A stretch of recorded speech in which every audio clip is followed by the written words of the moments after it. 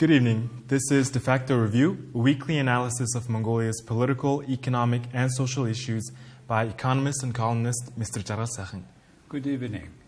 And I'll be your co-host, Tikshirult.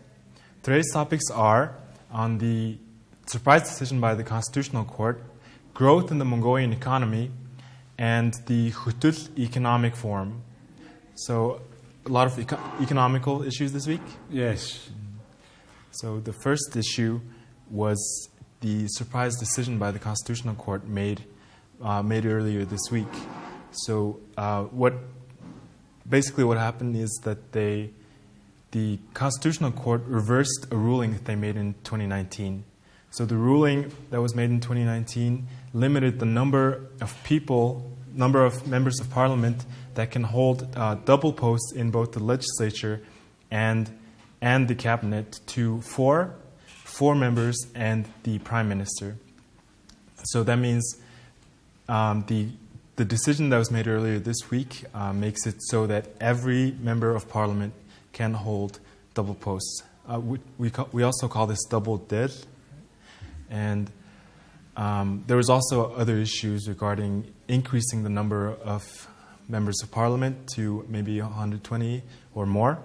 So what do you think of this decision that was made by the Constitutional Court so early, so soon after, the amendment in 2019? Yeah, we know that Mongolia was gearing up for a second constitutional amendment just after 3 years. Because 2019 amendments strengthened the US Prime Minister's power, capped the number of MPs who can hold ministerial and MP positions to 4, and limited the maximum term of the presidency from 2 4-year terms to 1 6-year terms. And they say it is for stopping political hampering for development. But looks like it was not enough. Why? Because instability of the power in the country is caused the hybrid power system. President, which is elected directly from the people, and the cabinet, who was nominated by the parliament, which also were elected directly from the people. So this was the halfway done through all these changes, and now they want to make it the second half. So how they did it? On August 15, last week, the Constitutional Court made 2 final decisions. First, the PM can nominate and dismiss on cabinet members, not limiting to only 4 MPs. Because they find limiting of number of MPs make the PM dependent on some institutions, whatever institutions is this. So it is very interesting formula. It is limiting his power to be independent in a way. Second, the enlargement of the legislature is possible now, but how many members to be there, it's subject of on regard of the parliament. So let's see both of them in details. Both decisions enforce anyway the next amendments of the constitutions. And it can be made by this parliament because ruling party MPP, Mongolian People's Party has 62 seats out of 76 seats in the Great Khural. And it's going to make it looks like, because they have just announced in a regular session of the Great Khural next week, August 22 and 26. Most probably they will discuss this issue. Well, now one by one. First, about this double deal issue, as you have mentioned. This it is holding dual positions in the cabinet and in the parliament. those who are supporting a separation of the power is saying that legislative and executive branch are to be separate. That was, by the way, main motives of changes in 2019. Why? Because if not limited, then 18 parliament members can be ministers, which is 1/4 of the legislature, which makes completely the legislatures dependent on the executives. So parliament is in the executive branch is too much for independence of the legislature. Those who are against this one, it says non-MP ministers, as practice show, are not well received at the parliament, and they find parliament member ministers are being not experienced. More than that, with more MPs becoming ministers, it will be easier to make decisions at the parliament, and it will make stronger the solidarity of the ruling party in making decisions. And also it has to do with the 2 missing appointments of 2 ministers. So on the double del issue, about the enlargement of the legislature, the general view now is we need to increase the amount of parliament members. Some say even 2 times, from 76 to 150. Or even some say it's 108. It's more symbolic figure for Mongolians. In any case, it looks like this time Mongolian parliament will be larger. Some suggested even to have 2 chambers parliament, but there is no consensus, neither knowledge among public and political elite inside of the country. So probably this time it will not go ahead. And people really find that the current parliament is disproportionately small compared with the size of the population. Also, at the moment, some factional politics, the current prime minister has been unable to appoint. They say the current prime minister is not able to appoint 2 newly created ministers' positions. One is Minister of Economic Development, the other is Minister of Digital Development. So all these things have been brewing and prepared well for quite some time, because it had involved some 24 political parties who have not seats in the parliament. Mm-hmm. And altogether, all political parties of Mongolia made a joint declaration confirming their support for the constitutional amendments. They hope that they will have a chance to be in the parliament through the newly elected or introduced proportional system, not only the majoritarian system. But whether it will happen here or not clear. So the number of legislators and the double del issue. So these are issues that go hand in hand at the moment? Yes, that's connected because 1/4 of the parliament members theoretically can be cabinet members, which has a ridiculous holder system and balance of the power. So that's why it's one of the arguments they will increase the number of parliament seats. So they have to. But at the end, through all this thing, they want to get, with the new amendments in 3 years of the Constitution's last amendments, they want to have the president to be elected indirectly. In other words, from the parliament members, like many other countries, so that we have pure parliamentarian system. But however, it is not that easy. But hopefully they will, next week, discussions, next week regular sessions of the parliament, they will discuss the issue which comes from the decisions by the Constitutional Court about the 2 systems we have talked just now about. The other thing is, with the new constitutions, there will be new political parties law adopted, which will give more chance to be transparent for all political parties. But I doubt that they will change that current political party laws. Every time they discuss it before Parliament, but before the election, but never they complete it. Probably this time the same things we are expecting. And regarding the decision by the Constitutional Court to take away this limit of MPs that can serve in the cabinet, the opposition party, the Democratic Party, has come out and criticized the court for changing the constitution as they please.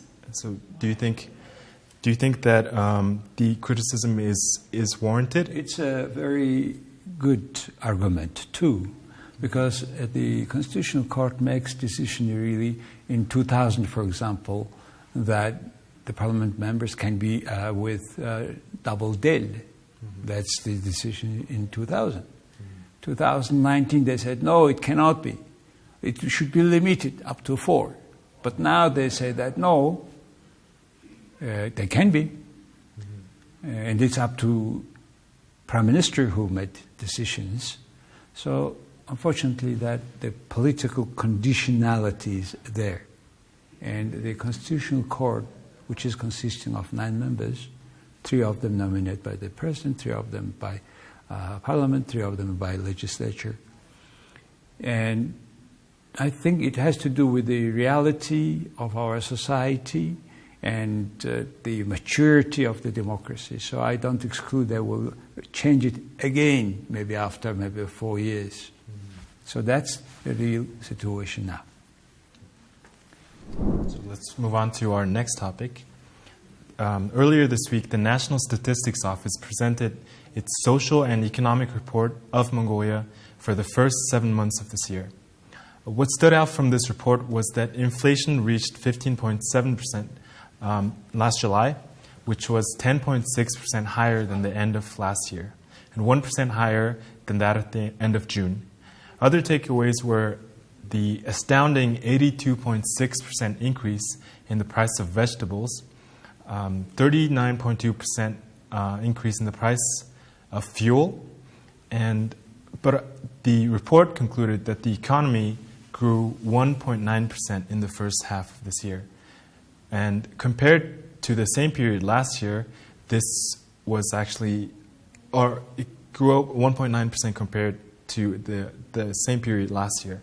So that means the economy is growing at the moment. So this brings us to the issue of economic recession.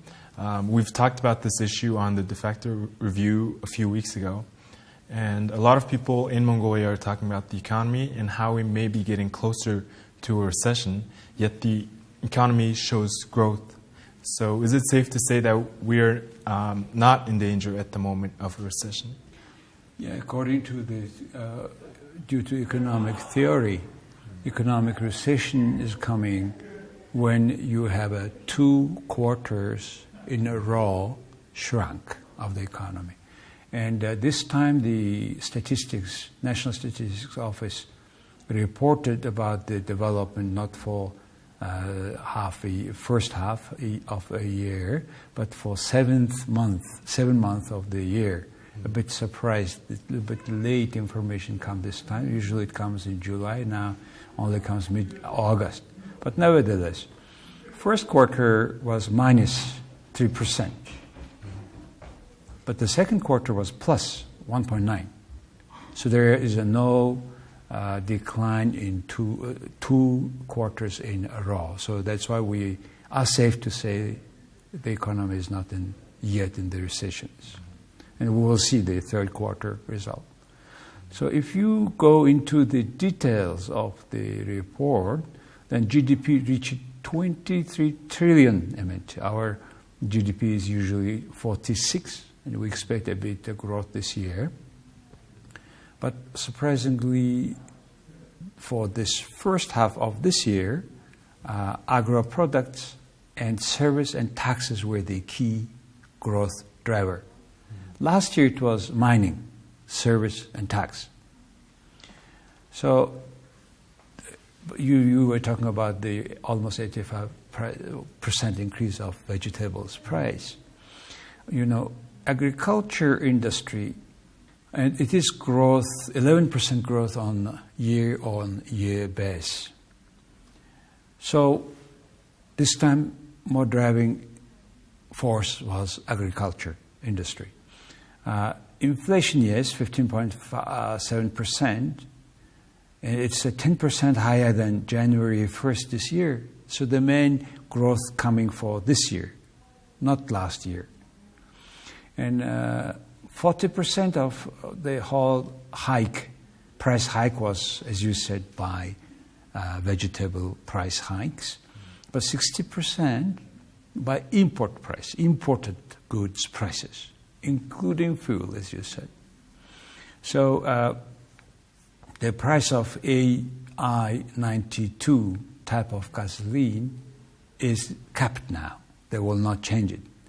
But however, in reality, it's changed a lot, and it will require a certain adjustment just at the beginning of the new year, because the price kept till the end of this year. That's what inflation is consisting of. Another one is a foreign trade balance come positive, more export than import. We have very aggressively bought gold, 2 and 3 times more than a year-on-year base. Copper, concentrate 15% higher, coal 7% up. These are the export results. Import, due to many reasons, it was relatively smaller. That's one of the reasons of foreign trade balance being positive. But our balance of payment is negative. It has $1.1 billion deficit. It is because of the current account deficit, which means we have less income compared with what we purchase abroad. So it is not the best picture. Another one I observed is state budget revenue have increased 8.7% year-on-year base.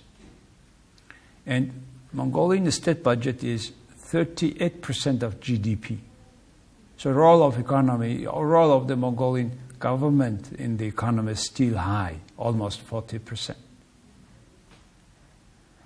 And but this budget still has a deficit. Why? Because still the government is spending more than they are earning. Though our tax, fee, payment for the budget have increased almost for 1 trillion MNT, which is almost the equivalent of the deficit. So it is also a warning signal that the government taxing more and more. Certain interesting statistics this time in this National Statistics Office report about labor.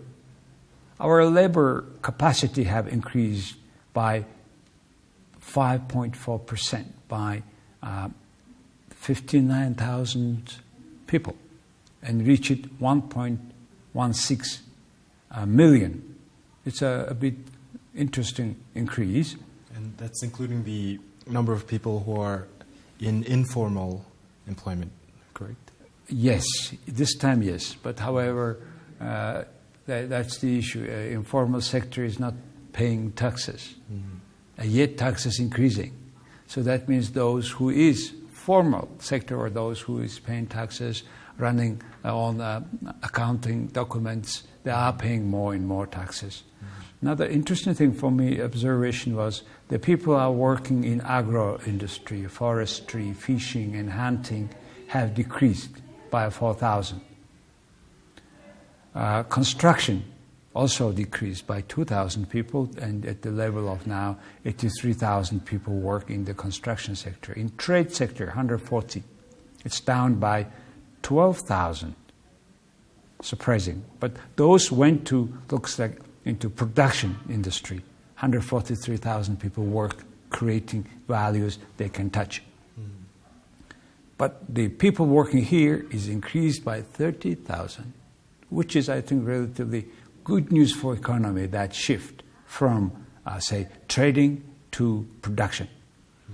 Another interesting sector which is up in terms of labor is mining and quarrying. 63,000 people work in this sector. So now in terms of income, what happened to the average monthly household income? It says it is remaining the same, 1.1 million MNT for average household income monthly. No change on year base. And real income actually went down 0.85%. Because, for example, pension real income went down 20%. The capacity of pension you received last year and this year is different now. So anyway, you see that Mongolian economy is a mining economy because in GDP, in export, and production outcome, the mining is more than 20%. So it's very key for Mongolian economy, the sales of copper, coal, and gold to the international market. And so far, these commodities were sold, half of them as planned. So hopefully for the remaining of the year, 4 or 5 months, they will sell completely as planned. Then we will have some expectation that the economy will grow at least positive. That's my expectation. So lastly, our third topic also deals with the economy. The Khutul Economic Forum happened in Siling province this week. And I understand that you attended this forum in person. What were your takeaways? What do you think that the forum was productive overall? Khutul is a 40 years old cement and lime plant made by Russians, run by the Mongolian government mostly.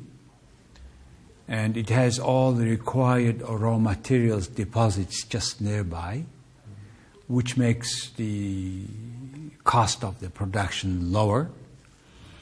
And it is in Siling territory, but it is 30 kilometers to Darkhan. It's more close to Darkhan than Siling center. And it's on the way from Ulaanbaatar to Erdenet. So basically it's the center of the triangle connecting the last cities of Mongolia, most producing cities, including capital city. The plant was privatized in 2015 for only 1.2 billion MNT under the management privatization scheme. But later on, the government of Mongolia and other related offices found that this privatization was illegal. The money was used for, also state money was involved, etc. So this is a separate issue which is at the court now. But what happened was 2022 in March, the state changed the management. Now it's completely state-owned enterprises. What happened just during 5 short months? What happened? The company had 120 billion MNT loss. Now after 5 months, it turned into 13.5 billion MNT profit. It had 10 billion MNT to the social insurance. And the workers could not have any loan because as they have not been paying for quite some time the social insurance. They have paid this during this 5 months, the social insurance debt. Third, salary of some 800 plus workers went twice higher. And now it's at 2.5 million MNT on the average, way higher than the state average salary. And they have produced 400K tons of cement for last, say, a year, mostly for last 5 months, of 400 1,000 tons of cement in a record high performance. And lastly, the plant had in the balance when the management changed only 81,000 only MNT. Now it has in its checking account 10 billion MNT. So a question comes, how come during the just 5 short months this kind of changes? And that was clear at this forum. So I made, it's my conclusion is first, leadership matters, particularly not conflict of interests. Company first, not me first. Second, they have eliminated the sales broker who made the most money for the new private owners. And they were buying fractional prices from the plant, which made the plant so poor. The third, the new management had changed the incentive system for workers, which boosted productivity. And now the local administration is supporting much as taxes kept by them keep increasing. So at this forum, not only they discussed the current situation, but also about the future. And I saw a very clear vision of the development of the plant. It was a long-term and mid-term plant vision was introduced. And they're going to introduce an innovative technology that cuts the white dusts, which create a lot of social problems there. The third, they're going to increase production capacity of lime. Lime is a raw material for copper plants like Irdinet and OT.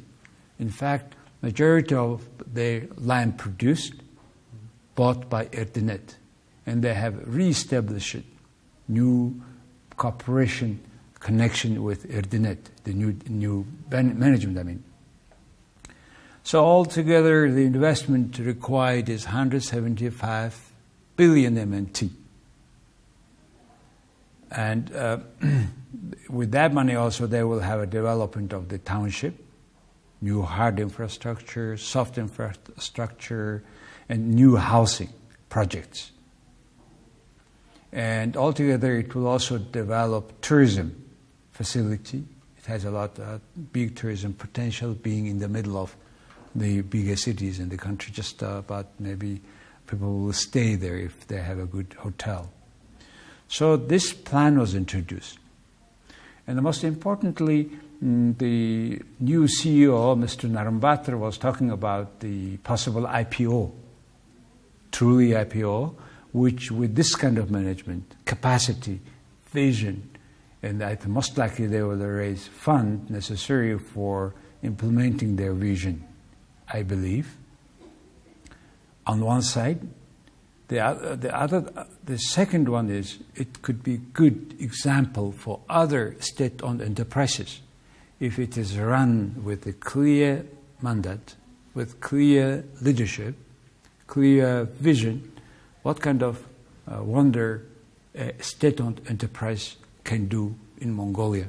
So it's very important to have this Khutul plant succeeding with their plan. So this marks the end of our Defacto review for this week. This has been the Defacto Review, a weekly analysis of Mongolia's political, economic, and social issues by economist and columnist Mr. Jaral Sakhin. Yes, you can follow us on our website, jargaldefacto.com, and you can rewatch the programs we have made earlier, because it's so important to share with you the news or analysis of what's happening in Mongolia last week. Thank you very much for watching us. Thank you. Have a good night.